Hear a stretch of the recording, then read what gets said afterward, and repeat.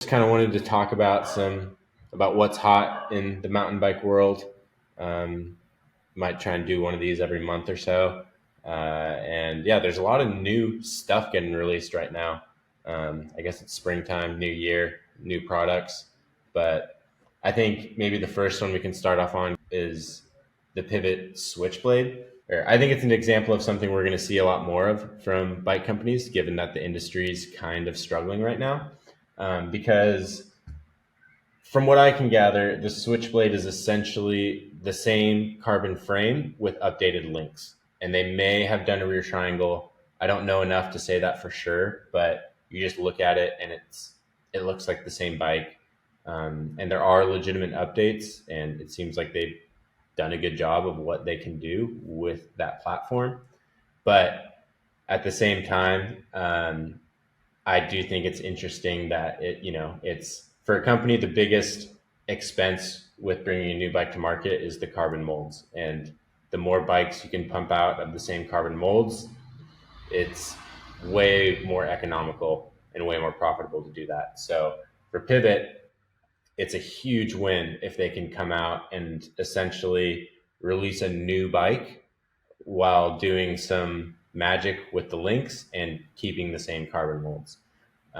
So I think you know, there are improvements, but it's interesting. I was super interested to see the update for this bike because, my past with the company, I was a rep when the first Switchblade came out.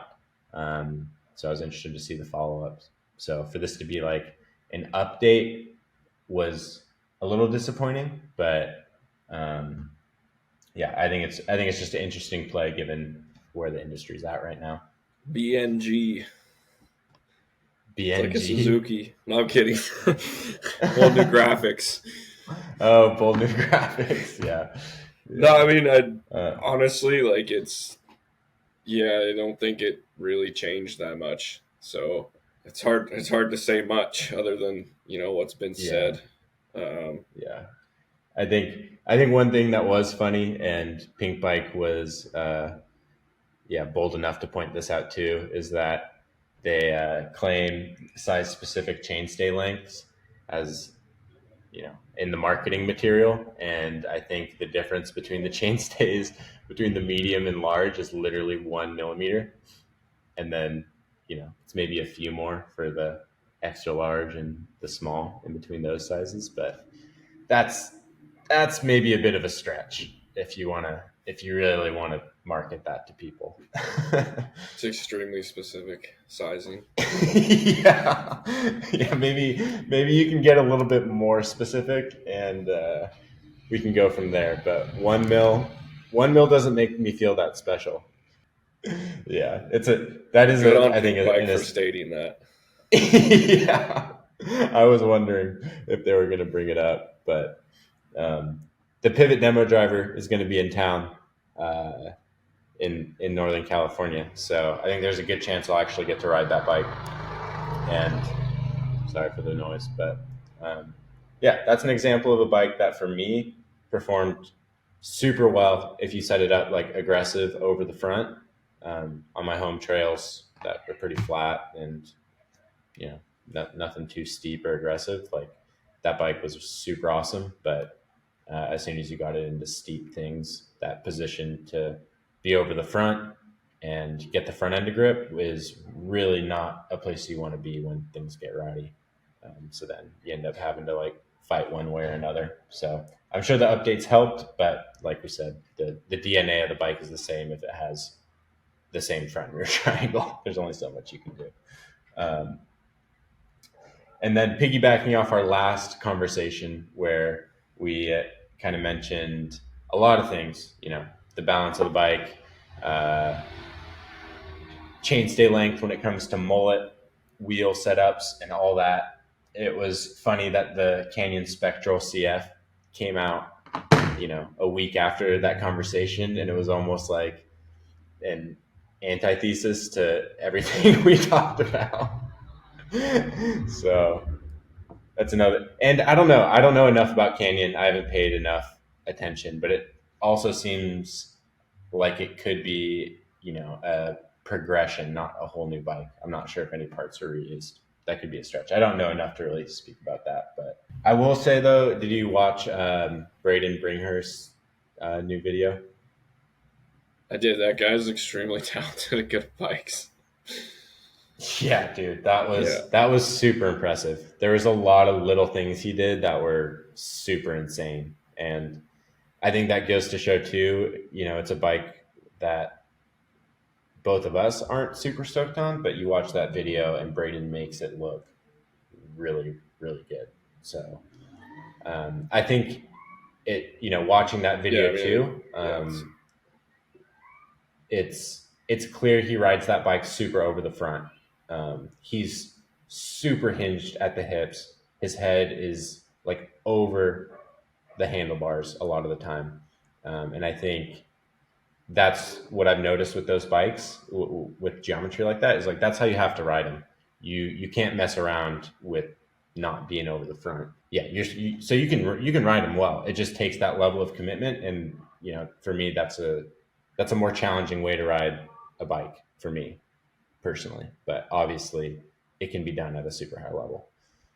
Yeah. I think it also like has to do with like another thing is like your body proportions, like your leg length and torso length and arms too. It's like the whole sum of all parts is definitely like, a big thing to consider. And how strong off what you just said with that is it's like, if you got a long torso and that's going to help you with that situation. All the long-legged homies out there. I think long-legged I think long-legged people like long chainstays. Because I've tried. I think that's the thing too. Is like when you look at a lot of pro riders, it's like they're riding like that super over the front, and that's something I've tried super hard to integrate into my riding, and for whatever reason, it just doesn't work for me. Like it's like I ride worse. It's really unnatural. It's super tiring. And I've put a decent amount of time in trying to get myself in that position naturally, and it just doesn't work. So I think it goes back to or it doesn't work for me. So I think that goes back to body proportion type stuff. I mean, I think I have actually thought about this, and it's like part of the reason, like I guess what, like on a bicycle, like you feel either comfortable or you don't, and I think it has to do with like in a way like your center of mass of your body or like your balance point. Like if you stand and say like your attack position and you lean forward at a certain point, you're gonna feel like you're falling over. And I think that's a big part of it is like that's where you're comfortable. Like if your body can only lean so far forward without feeling like you're tipping over or like gonna fall.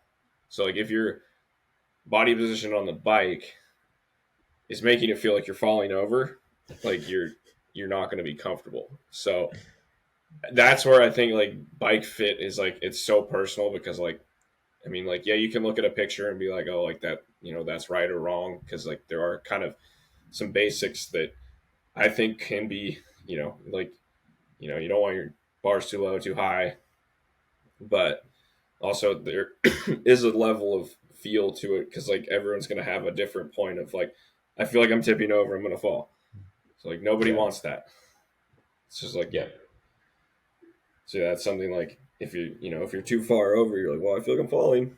Yeah, I think it's interesting too. I mean, kind of going off this, like looking at pro riders, it's obviously something that is a good idea to emulate, and that's a lot of pro riders ride in that aggressive position. And honestly, like aesthetically, I feel like it looks better, than a lot of times. It depends, but it's like you look at Greg Minnar, and he's not in that position, and it's interesting that one of the biggest things he's talked about on that new Norco, if you listen to the podcast, is that the bars feel like they're in the right place. And it seems like he's talking around stacked, but he said on the Santa Cruzes that he always had trouble getting the bars high enough. And the more I look at Greg Minnar ride and stuff, it's like I feel like I relate to that riding style a lot more. He's kind of lanky. You never, he hip hinges and stuff, but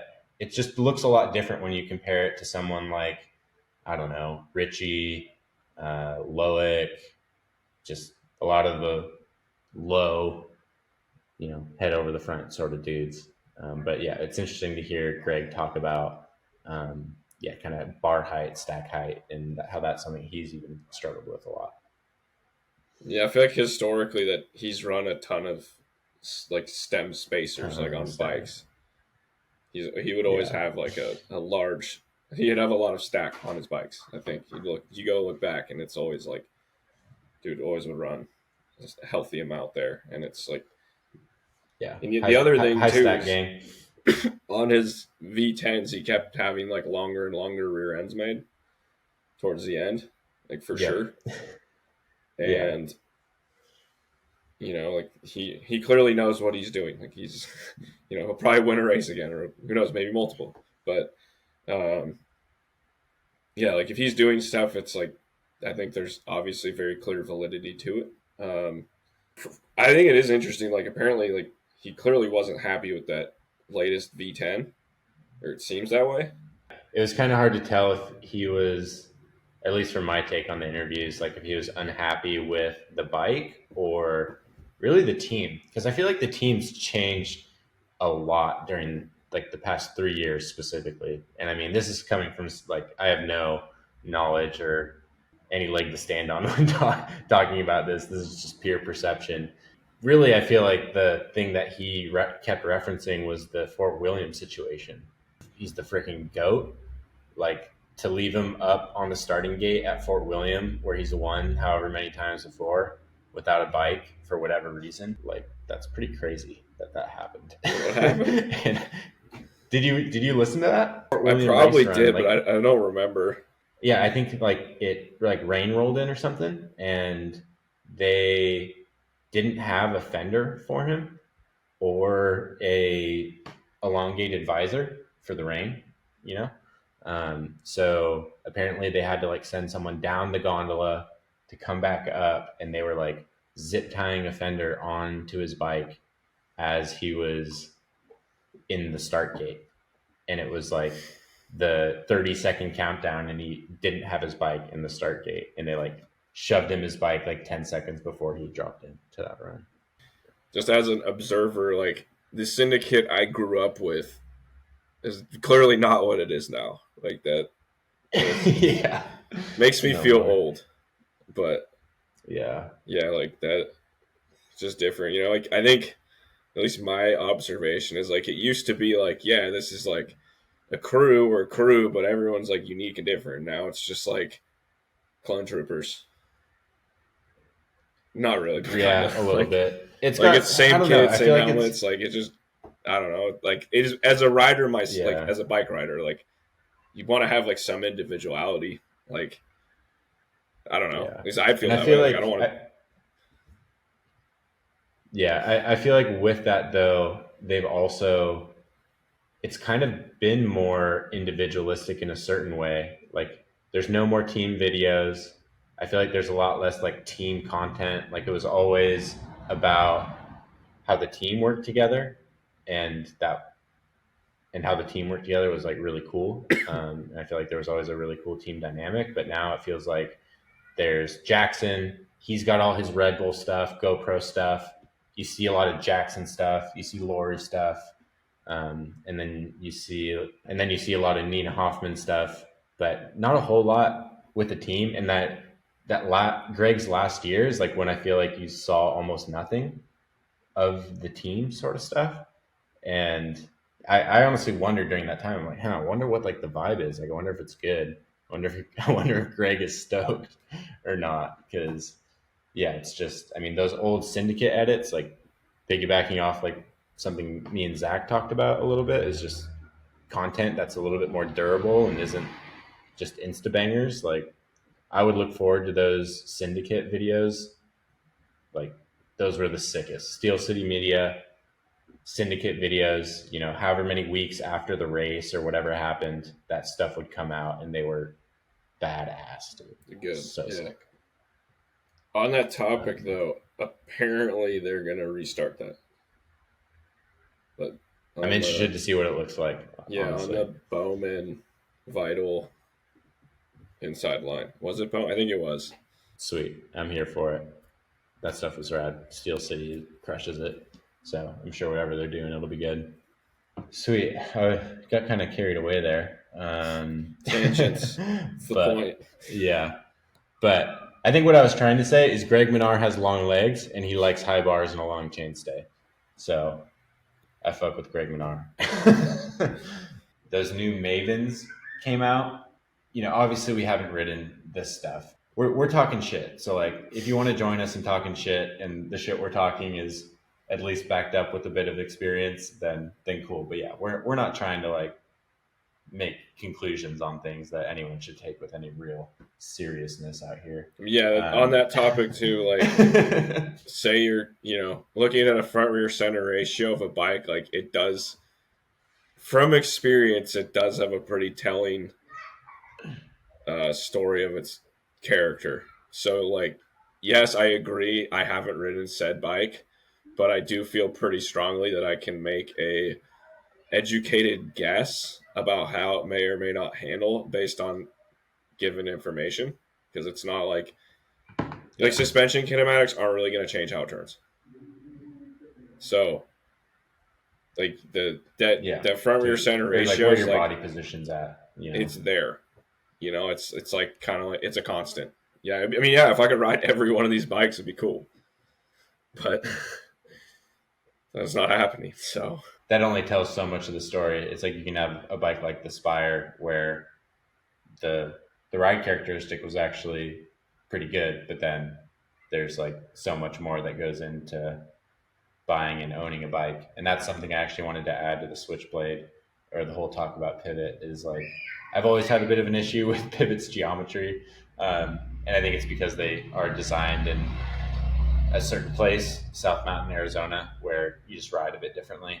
And they appreciate the short chainstay there for climbing reasons. But one thing I can always appreciate about pivots is the build quality. And I think, I've owned more pivots than most people on the planet. Bernard Kerr and a few other athletes are probably the few people who have owned more pivots than me. And yeah, the kind of piggybacking off the transition thing, it's like, you can choose your battles, and there's more to owning a bike than just the numbers. And yeah, the pivots have always been like super, super high quality builds. So just something I wanted to throw in there. I can back that up too. On my Firebird, I had probably one of the more savage crashes in my life. I cased a very large step down. It was super dumb. And yeah, like it was brutal, but like the bike took it very well. Like it did that pretty much like third ride. It was like early on. Like bike was not whatever. I messed up. I cased the shit out of this massive step down. Fell very hard. It's been on Fail Friday like at least 2 times. Pink Bike just keeps recycling content. But like that frame was fine from that, and then went through an entire race season of being hammered, and then like the bearings, that nothing ever came loose on that frame, which was pretty wild, and never creaked and never made any bad sounds or anything. That was a very, like the quality of that frame. Yeah. Like what Brian just said, the build quality was very, very good. Like it really was. I'd say that was like a standout feature of that frame, was like how well it actually was put together. And yeah, like one of the few frames I've had that never had anything come loose. Pivot's always killed it on that front. And yeah, their bikes rip for a lot of people, especially medium riders. But if you ask me, I've always had a bone to pick with their geometry, which I hope they're coming around on eventually. They're starting to get there millimeter by millimeter in the chainstay length, but we'll see where they end up a few years down the road. But with that big disclaimer of, we're pretty much just talking out of our asses here. Let's talk about some brakes. So the Sram Mavens just came out. I think there's a few interesting things with these, especially because I've spent a ton of time on the codes, and I was a SRAM rep in a previous life. And I drank so much Kool-Aid on dot fluid's better, the codes, these problems you're having with the codes don't exist. Or I don't know. It's you get into any company and there's just a really strong culture of, standing behind their product, which is kind of what you would expect.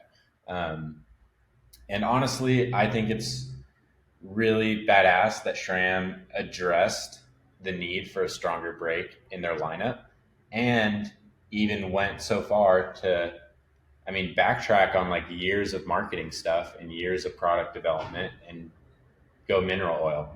And I'm not smart enough to know why they did that, what the technical difference is between the two fluids and what that means for the brakes. But I think it's just badass that they were willing to make the switch and not just carry on with the momentum behind the marketing just because it would look bad to change. And yeah, you see it in the Pink Bike comments, like people are calling out like, oh, what about all this dot fluid stuff we, listened to for so many years? But I think it's cool that they were willing to put that behind them and like make a change to make a product that they think is better. And from everything that I can see, the brakes are powerful and they don't have issues with heat that the codes may have had. So I don't know. I was stoked to see that from Sram. Yeah, I'd be curious. It seems to be a trend in people that have ridden them downsizing in rotors because they're so grabby or powerful. Yeah. Which that's cool. Like if that's the case, then that's. I'd way rather have that problem than the other way around. One thing that I find interesting, and I don't know if like maybe this is just like my own experience, but the difference between like dot fluid brakes and mineral oil brakes. And this is just like feel, and to me it doesn't make sense because on paper, dot fluid has a much higher boiling point than mineral oil. I don't know if it's like, I don't know the numbers, but I know it is higher. And something that I've experienced is it seems like dot fluid brakes, like when they go, like if you, I guess, overheat them, like there's nothing. And it's pretty terrifying. And then like I've had like the most entry level 4-piston Shimano brakes. They're like what came on my e-bike. And those things were like, I don't know, they just worked very well. And I never had them fully like shit the bed. Whereas like I've had dot fluid brakes where you're like, I don't have brakes right now. It was shocking. Like I had a high quality pair of brakes from not SRAM, another brand that uses dot fluid, and had them fade to the point where I was having the 2-finger brake. And it was pretty wild. They're like a renowned quality product versus these entry level Shimano 4-pistons that never did that. So it was just, even with the shitty the black rotors, label hitters, yeah. Like it was just like, what? These brakes are incredible for what they are. Yeah. So are those the black label like unbranded ones? Yeah, it just says Shimano. Yeah. And I'm not awesome. like I've run pretty much most brakes these days, at least at a couple points. Like even like code R's, not bad. Like you can make those brakes work pretty well. It's just a real pain. Like you got to get those pistons perfectly lined up, and they feel good for a day, and then you have to readjust a few rides. Yeah, like yeah. They once again they work well, but man, it's such a high labor intensive product to keep feeling good. Yeah, it'll be interesting to like feel what a SRAM brake feels like with mineral oil. Theoretically, it really shouldn't change much at all. It's just a hydraulic fluid. I don't know enough about it, but there's a guy on Instagram like bleeding his brakes with like chocolate milk and stuff. And at least if it's like fairly viscous and not chunky, like the brakes work, like you can bleed brakes with whatever. It's just, whatever, how they hold up in heat and over time.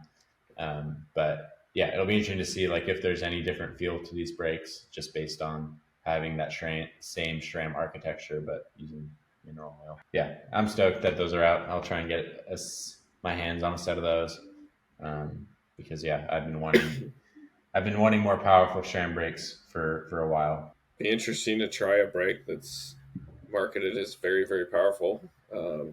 Yeah, Mineral that is oil. a strong piece of marketing. They're almost marketing them as too powerful, and you have to detune them. So I'm like, all right, let's see about that. I want to, yeah, we'll put that to the test if we get if we get our hands on them because it seems like maybe a little too optimistic, but not gonna knock them till I try them. And on the topic of brakes, another interesting one that I saw come across the Pink Bike homepage is the Lewis brakes. Do you have a chance to glance at those? I did. I did go read about the article because I previously didn't. It's definitely in the gray area of copying, but I think that's what's tough is it's a gray area, and I honestly think the high end brakes from Lewis, the ones that were featured, the ones that have like the patented adjustment or whatever, they cost like $500 US. I don't think those are the ones that people are going to be excited about or buying. Like if you're spending $500 on a brake set, like it's kind of a risk when you have a lot of other good options out there. Sure, trick stuff is way more expensive, but you're in the realm of almost a new set of TRPs. You can buy these Sram Mavens for $600. Like, I don't know. I don't think that's the customer that's going to go buying them. I think the product that offers way more value is their like 300 something dollar brake set that's almost the same without like that one adjustment. You know, you can be frustrated with the idea of someone copying that, but I think in reality, um, the person who's going to buy trick stuff brakes and wants a trick stuff product is absolutely not going to go just buy the Chinese knockoff. Like they want the real deal if they're spending $900. So I actually don't think trick stuff is going to, even if this company, you know, gets bigger, I don't think they're losing sales to Lewis components or whatever they're called. Who's going to, the people who are going to lose sales to Lewis is, you know, if I'm looking at this from a consumer's perspective, is the people who are looking for a really cool set of high performing brakes for like under $350. And then that product seems compelling to me. So that's my 2 cents. Yeah, I mean it's interesting that they're essentially a knockoff of a trick stuff. You know, is this the beginning of more of this? I think is a potential. Like, who knows? I know for sure that I got a counterfeit DT hub off eBay. That was a little bit unfortunate. So it's like this isn't the first thing. At least it's branded something different. Yeah, I think that's the important step. Is at least it's not trying to be something it's not. Yeah. But So maybe it was in the past. But and the important thing with brakes is if they actually need to work. yeah, I mean, they look pretty good. You know, Yeah, so I guess that is like pretty inexpensive. Apparently, it's like yeah, it's like 509 for a set. yeah, that's for the more expensive pair, and then the other set that pretty much doesn't have the. It looks like it doesn't have the leverage adjust, but the same everything else is 340%. Yeah, the other companies that operate in that price range, it's like who's going to be losing out on sales to this? It's going to be Sram and Shimano, you know, um, primarily. And because yeah, it's like what can you get for $350 going from Shimano? A Dior, maybe. I don't know. Yeah, it's so dodgy. It's like I guess it gets into the sense of morals, but also, you know, I've been involved in bike companies to some extent, and I think it's I think there's a degree of separation to like feel bad. It's hard for me to like feel bad for companies. You know, it's a small industry and stuff, but at the end of the day, it's like it's a tough time in the bike industry. So I guess it's just like a kick in the nuts if you're anyone trying to make brakes and this product's taken off. But yeah, it's something to be aware of. But I always try and like not feel so invested in these companies if I can help it. Um, you know, they employ cool people, and you know, their job's to make a compelling product. Yeah. What about that Hardline? You watch any I of don't that? know. Yeah, I don't know if I had many thoughts on Hardline. The track looked badass. Freaking Ronan Dunn's run was dope. Was like visually faster than pretty much anyone, and was like surprisingly well kept together. Like I feel like that's been his issue in the past, or something he's had to kind of overcome is just being the wild man. But there was no point where I was like watching him and really worried, you know, based on the visuals. Like he looked like really composed and in control and going really fast, which I think is honestly a little bit different compared to how I felt watching him in like some World Cup race runs. Initially, seeing kind of pictures and stuff, I thought it looked very freeridey jump trailish, like the Yeah, course. But then watching finals, it actually looked like a downhill track. And if that's a a direction, kind of flat one at that. Honestly, uh, like it looked super physical. I don't think there was much pedaling, which is cool.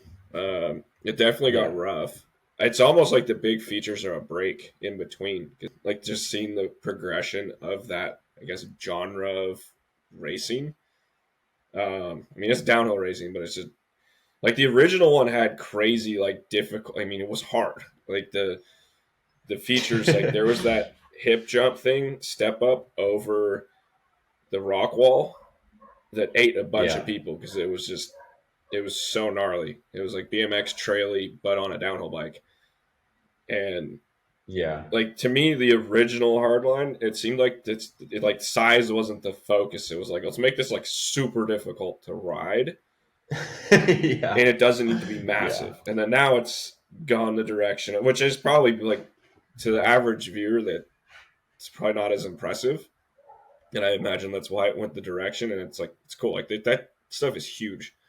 Um, which brings me to like one thing that I'm surprised by, and like I don't know because I'm not there riding. But if I was riding that stuff, I would wear a moto helmet. The speed is yeah. very high. Those jumps are massive, and yeah, like I just this is something I just feel towards mountain bike helmets in general, or at least like full faces, is they're almost too light for what the sport or where the sport has gone.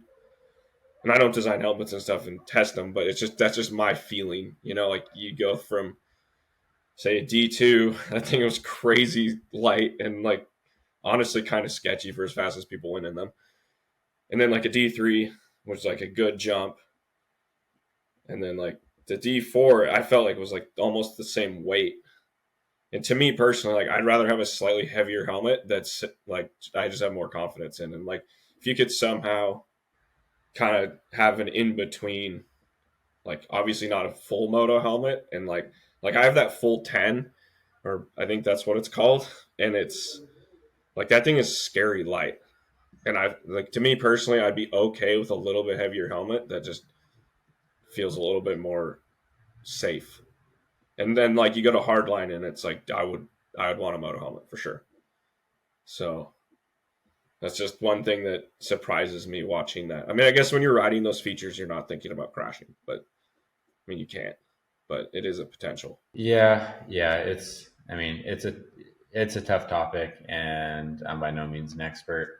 I think having a heavier helmet is there's an argument to be made with whiplash and having more momentum on your head and your neck, but there's also no argument like when you put a moto helmet on, like there's just more padding there. Like all these technologies that go into mountain bike helmets, moto helmets, all that, but is I don't know, there's a lot going on there, and it's really cool to optimize the space you have to work with in a mountain bike helmet and a moto helmet. But with the moto helmet, there's no getting around that. There's more foam, and at the end of the day, when you're talking about taking up a really high speed hit, when there's more foam, and that's going to take up more energy, and there's more padding also. Like I feel like that's got to come into play. Like the mountain bike padding is always super stressed on being really light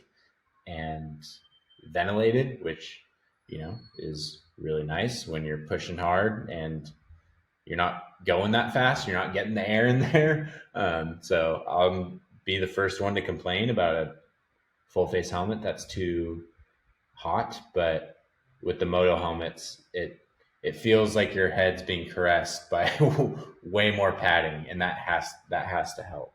Even just having more padding in there. Yeah, I mean, I did wear a Moto helmet for like a little bit when I kind of raced downhill, and I will say that like what Brian was saying, like the weight whiplash thing, I feel like I did experience that, and like say the Moto helmet for like a slower speed crash is probably not as good, although like I've people would argue both ways. And I do think for like say like a hardline type thing though, like it wouldn't be a bad idea maybe, especially like some of those features are massive and you're going fast. So yeah, for hardline, like I bet the easiest part of that course, pure speculation, but from the little experience I have in big drops, that road gap, from my perspective, was probably the easiest part of that course. The container. Like, the container drop, like it was huge, don't get me wrong. Like I'm not sure if I would sign up to hit it, but I mean, as far as drops go, when you're going that fast, you don't really have to do anything. As long as you don't like just let the bike fall away from you. Like having that much speed going off a straight lip, it's like pretty much just ride off it. And I would expect all these riders are at, a high enough level that was probably like the chillest part of the course, as long as you could hold on to your bars at that landing, which looked kind of rough. But I mean, it seemed like you just went fast off it. And I can't say the same for the rest of the course. That looked like you had to really tuck. Like everyone kind of looked like they were struggling for speed a little bit, like on that last jump. Like a few people scrubbed it that were going really fast, but I feel like a lot of the riders like wanted to push through it, but they're like, oh man, I might not be going fast enough to do that. And ended up having to kind of like get some pop off it. It's not a jump you want to case, that's for sure. They're trying to make a series with it, it seems, and if that's the way at least part of it goes, I think that's cool. Because if it might like suit different people than say like what World Cup does. Yeah, give people I feel like opportunities. That's a platform where like certain riders can totally make a name for themselves. Like if it becomes like a 3-stop series, which I think would be badass, like Europe, Tasmania, and then North America. Let's go. Freaking post up hardline at North Star. Total fantasy land, but I don't know. If there's some US resort that is able to figure out the liability to put a hardline course in out here, and it's a three-round series, that would be super cool. And yeah, like you said, it could. I mean, it's kind of what happened with Bernard. Is he built a lot of momentum behind that. I mean, I'd be curious to hear how much like his sponsors valued that and everything, but it must have been huge for him from a team standpoint, from a personal brand standpoint, and Ronan too. I feel like this comes at like a really good time in his career, where he's kind of on the upward trajectory regardless in the World Cup. And I feel like Hardline is kind of just backs that up and gives like confidence from a racing perspective, but also that, I mean, at the end of the day, like it's a marketing event pretty much. And I feel like that's a huge boost to a rider's value when they do well at an event like that, that's so well branded and marketed. I mean, one thing I laughed at was the Snow Bike World Championship. That just that's the topic of events. Yeah, on going back in the other direction where you have Redbull, like, investing and making this badass downhill track that we're all like super stoked on. And then you've got like the UCI operating in their own world over here, organizing whatever the hell that was. I did go watch like a highlight video because I honestly don't care to watch it, but I did go watch it just so I could like have something to say or at least watch what it was. Yeah, I watched it just because I was curious. I'm like, all right, like what? Did you watch the highlight or like a broadcast of it? I watched the highlight. Did you watch the broadcast? No, hell no. I'm not paying money to watch. Yeah, I don't even know if there was a broadcast. I mean, we can barely watch World Cup downhill racing, let alone Just to not be a snow bike world championship. super negative person on it. Like I think it honestly looks kind of fun to ride. Like I would be down. You put some snow tires. It's just it's a flat track on snow, which I'm sure would be kind of fun. Like I think it could be fun to ride, but it looks stupid. Like I'm sorry, it's just like it's the wrong vehicle for the terrain. There's skis. Ski racing is crazy. Like I don't know anything about it. I just know that it's crazy. Like you watch Olympic downhill skiing, and it's like, why would you try to compete with that on a bicycle? It looks stupid. It's just interesting, you know, like because I feel like at the core, every sport is a representation of like a core movement. You know, like downhill racing would exist without the UCI. Like there would be people putting up races, and there would be people hauling ass on downhill bikes on their own accord, trying to go as fast as they can, even if racing didn't exist. So like downhill racing is a culmination of the natural progression of the sport. Same with cross country, same with enduro. That's why enduro got created, was because there was a natural progression of the sport that wasn't embodied in a competition. So it's like, okay, wow, there's people going out there on big cross country type rides, but they're riding gnarly stuff on new bikes that are more capable. It's like, let's put this into a competitive event and it's going to be awesome. And then it was. And if you look at pretty much every sport, I feel like you can trace it back to a core movement. And then, I mean, that's why everyone can just see through this, is because nobody takes a mountain bike to a ski resort and tries to go fast. Like, sure, it's been done, but it's not a representation of anything core within the sport. And that's why you're seeing such a negative response to it, is because it's a joke. Everyone sees through that. It's a marketing spiel. It's whatever it is. It's not core to mountain biking, and I feel like there's kind of, I think that's the vibe that people are worried about with the whole discovery thing in general, is like, is what's happening core to mountain biking, or are these outside people trying to monetize and use mountain biking for their own good?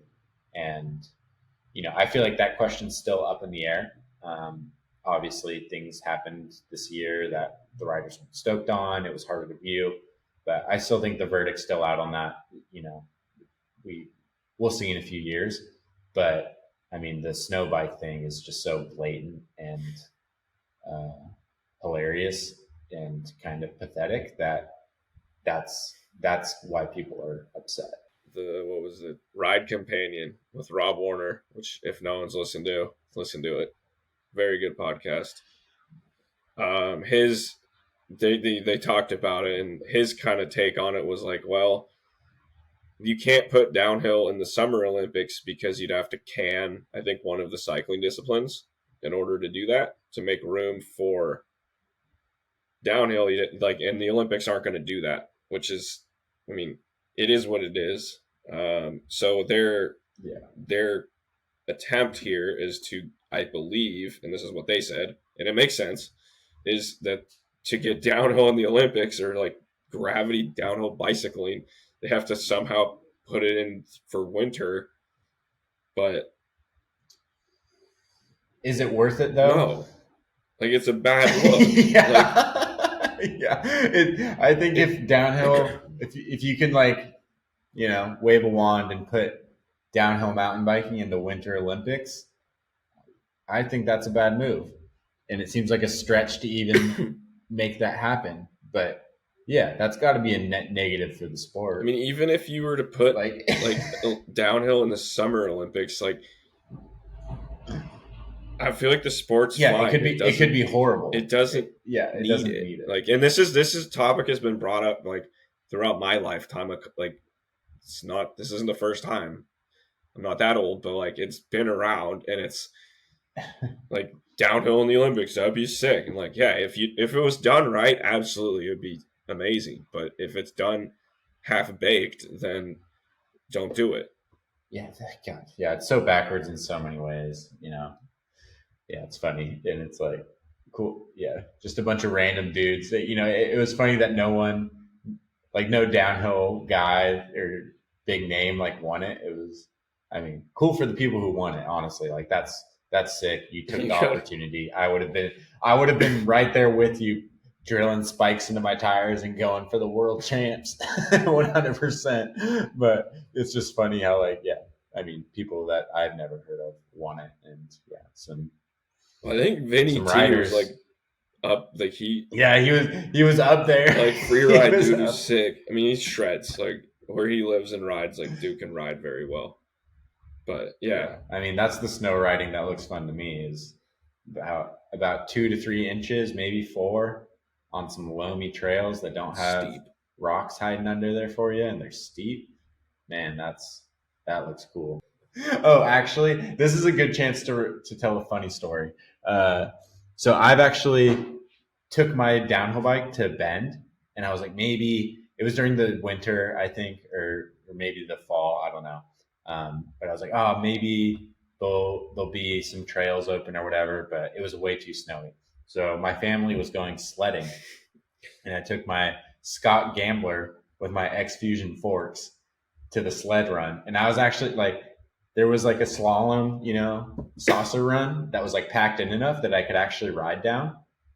And then like 2 runs in at the end, I just like, my front wheels suck. And I did like the biggest scorpion and just out the front door, but my front wheel sunk in the snow, and then it like stuck there, and then the whole bike like went over, and then when it hit the bump stop on the dual crown fork, it just twisted my forks in the ground. And so I got up, and my fork, you know, it's a dual crown fork, but my wheel was turned sideways. Damn. And I bent the lowers on my X Fusion forks. And that was the first in a string of, I think, 3 or 4 lowers that I bent on that X Fusion fork. And then the 4th one, I could go into this because it's a saga that is honestly unbelievable, and to this day. So, because I think I legitimately bent 4 X Fusion dual crown lowers. And then it got to the point where my contact there said I was depleting the stock of lowers for the US market, and they told me to go buy a Fox 40. But that was, yeah, so that's my idea of snow biking, is scorpioning and bending your dual crown fork. You have to run a fender over your rear tire for safety. Like, imagine if yeah.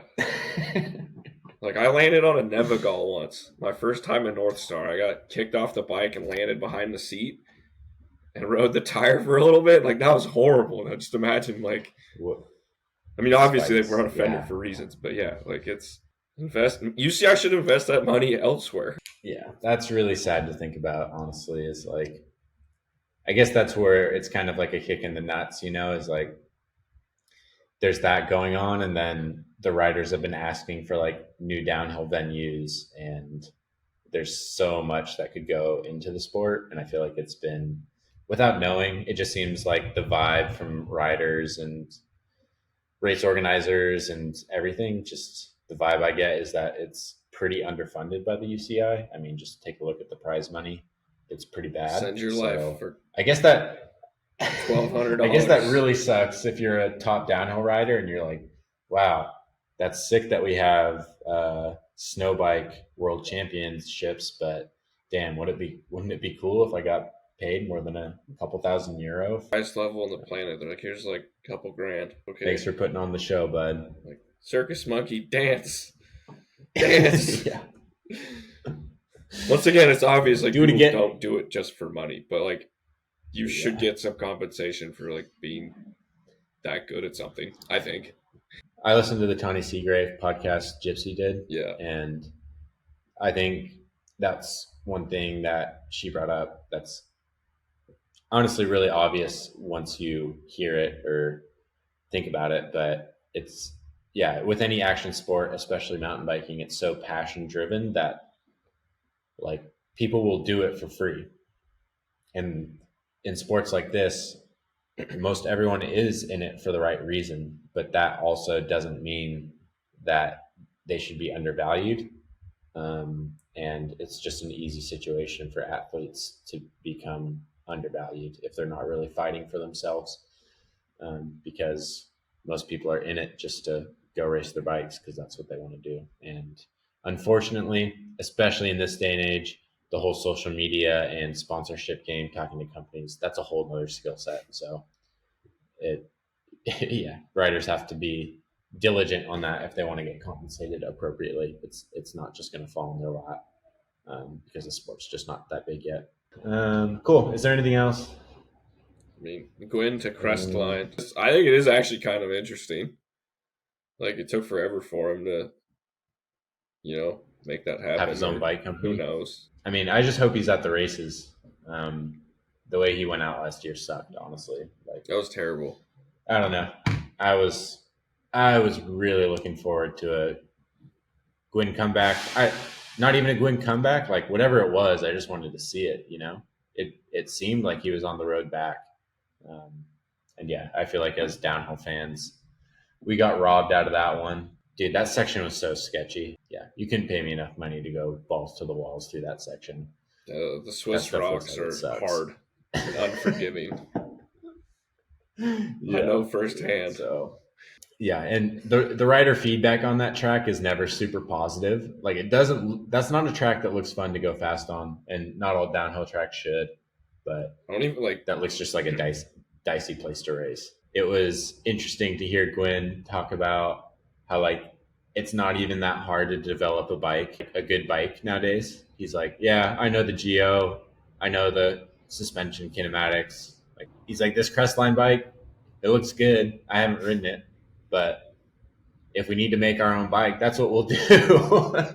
He's like, not even that worried about it. So what I yeah do find interesting about this is when he went to Intense, it was VPP, and that clearly now he's back on didn't go very well. Granted, who knows what they were doing with that thing, and then they tried to make like the mullet with the whatever, but it seemed like VPP was not working out super well as an observer. Yeah, and then they gradually worked their way from, as they called it, the gravy boat, which he was ripping on. Like that.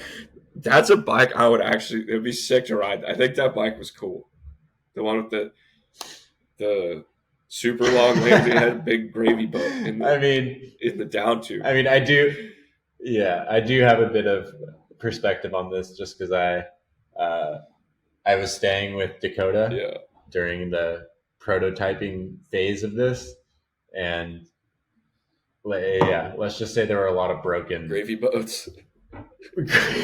Broken boats around the house. But like, but it's a prototype, like that's what they were doing. Like, that bike was never released to the public, and it never was, like, there was never a plan to release that version of the bike to the public. So it was actually pretty cool. He was like, yep, like, snapped this rear end, like they've got another one on the way, like building up a new bike, It's pretty wild. Yeah, but the things seem to work. Like Gwin and Dora ripping on that bike. Like, damn near could have won. And that was hella cool to see because you're like, he's on one. Like, he's found his feet again. And it's like when he was ripping, it was fun to watch. Like, that couple year period was just like, damn. Like, he's just. Yeah, and dude, he just had bad luck, honestly. Like, it kind of sucks. Like, weird injuries. Because. Yeah, talking to Dakotah about it, even when he wasn't getting like the best results, like 2 years ago when he was on the gravy bike, he's like, I'm like, yo, Dakotah, like, what's up with Gwin? Like, how's he doing? He's like, dude, it's Aaron Gwin. He's like fast as hell. Like, Yeah. Coming from Dakotah, like it's like, it's not like he forgot how to ride a bike. It was just a weird string of things that were, he was having trouble putting it together. So I don't know. It's kind of like, I feel like Gwyn's in like the Tomac zone. Yeah, no, I was literally gonna say that. Like, that Andorra was like watching Tomac last weekend. You're like, dude, he's on one. Holy shit, this is sick. Just everyone's questioning it because you haven't seen it in a while. Yeah. But like, that stuff doesn't go away. And I think he's like in that similar age range. I don't think you forget how to go that fast. He is good in the booth. Yeah, he really good in the booth. Very observant. Yeah, I really enjoyed that. I feel like that's kind of what the broadcast needed, honestly. RIP Rob Warner, would much prefer to have him in the booth.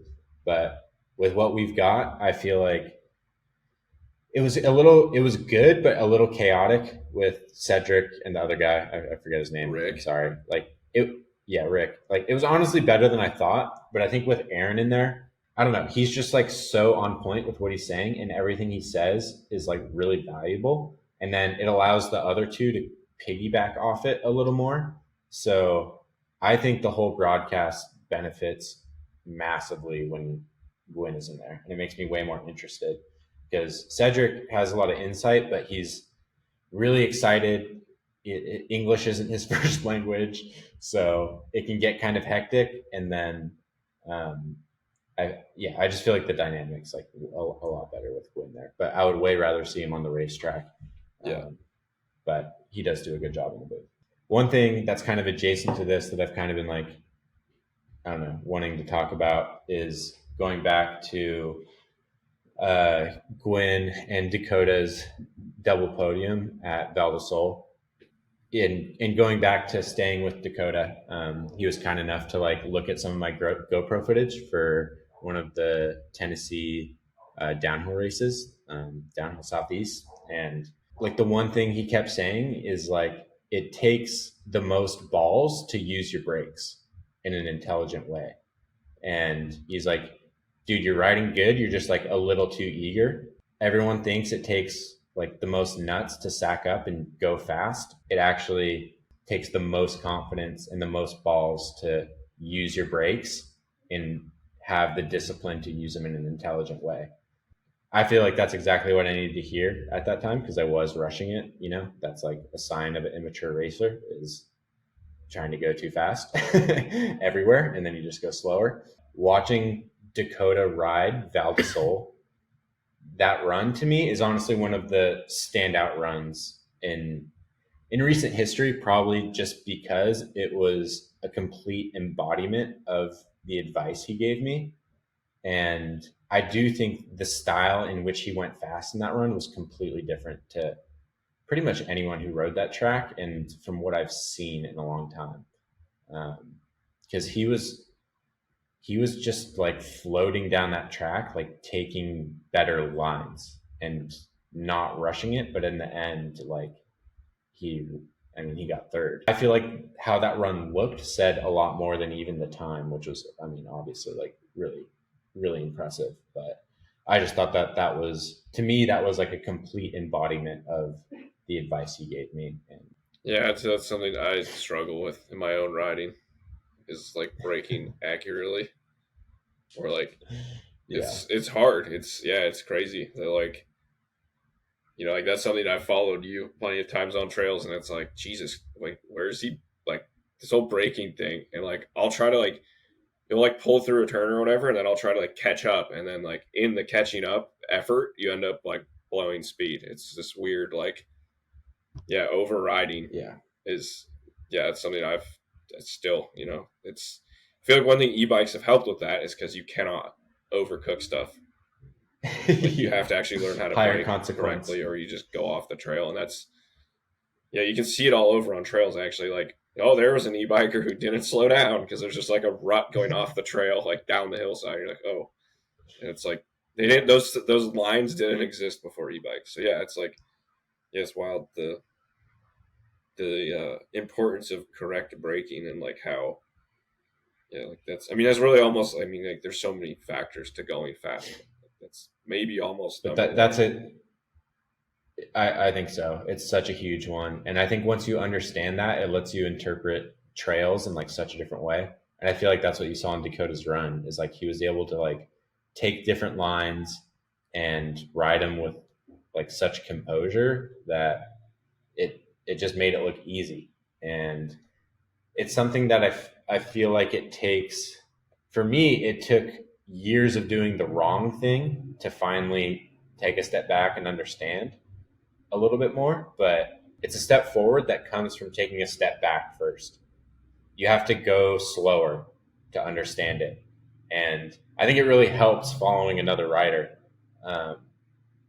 to just test it. Like if you're following your buddy and like, they're going fast, it's like, you can almost test it out. Like, oh, brake a little earlier, commit to the corner, see if you catch up. But it's tough to explain the feeling. And I feel like that's like a conceptual understanding of speed that took a really long time for me to understand, because my initial conception of speed was I'm shredding and I'm pressing into corners and I'm like giving the bike the most I can.